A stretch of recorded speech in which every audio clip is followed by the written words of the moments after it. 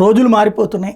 Bachelor జీవితాలు, forced bachelor, original bachelor, ఈ రెండింటికి తేడా ఏంటంటే పెళ్ళి కాకుండా పెళ్ళి చేసుకోవడానికి ముందు స్థిరత్వం కావాలని పెళ్ళికి లేట్ చేసేదాన్ని బ్యాచిలర్, సహజ సిద్ధమైన బ్యాచిలర్. ఫోర్స్డ్ బ్యాచిలర్ అంటే పెళ్ళైన పెళ్ళాన్ని పోషించే ఆర్థిక స్తోమత పట్టణంలో లేక సొంత ఊరిలో భార్యని వదిలి పట్టణాలకు వచ్చి బ్రతికేటటువంటి వాళ్ళని ఫోర్స్డ్ బ్యాచిలర్ అంటారు. ఇది ఎన్నేళ్ళు అయిన వాళ్ళైనా, 40 ఏళ్ళలోనైనా 50 ఏళ్ళలోనైనా ఉంటారు. అట్లాగే నేను హైదరాబాదులో దాదాపు 10 ఏళ్ళ దాకా అట్లాగే ఉండాల్సి వచ్చింది, ఫ్యామిలీని ఇక్కడ పెట్టుకుని. ఎందుకు అంటే ఇదే పరిస్థితి ఉంటుంది అనమాట, పోషించలేక ఉండేటటువంటి స్థితి.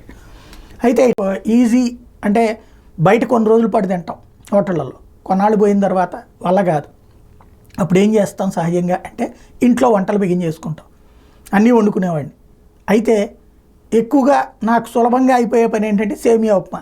అంత నీళ్లు పోసి, అంత తాలింపు వేసేసి నీళ్లు పోసేసి దాంట్లో సేమియా పడేసేస్తే అయిపోతుంది. ఉప్మా చాలా సులభం, బొంబాయి రవ్వ, గోధుమ రవ్వ. ఇది గోధుమ రవ్వ కొంచెం టైం తీసుకుంటుంది. అయితే అది కొంత అలవాటు ఉంది కాబట్టి చేసుకున్నా. కానీ చాలామంది కుర్రాళ్ళకి ఈ అలవాటు లేదు, అమ్మాయిలకు కూడా. ఇంకా సులభంగా అయిపోయేది ఏంటంటే వేడివేడి నీళ్ళు పోసి మ్యాగీ అందులో పడేస్తే రకరకాల ఫ్లేవర్ల మ్యాగీ కట్టలు కట్టలు తెచ్చుకుని పెట్టేసుకుంటారు. అది చాలా సులభం అనమాట. శుభ్రంగా స్పూన్తో పెట్టుకుని తినేసుకుంటూ వెళ్ళిపోతూ ఉంటుంటారు. అందువలన మ్యాగీ అన్నటువంటిది ఇప్పుడు భారతదేశంలో హయ్యెస్ట్ ఇదట. India has emerged as the largest market for Nestle's Maggi with 6 billion servings అట.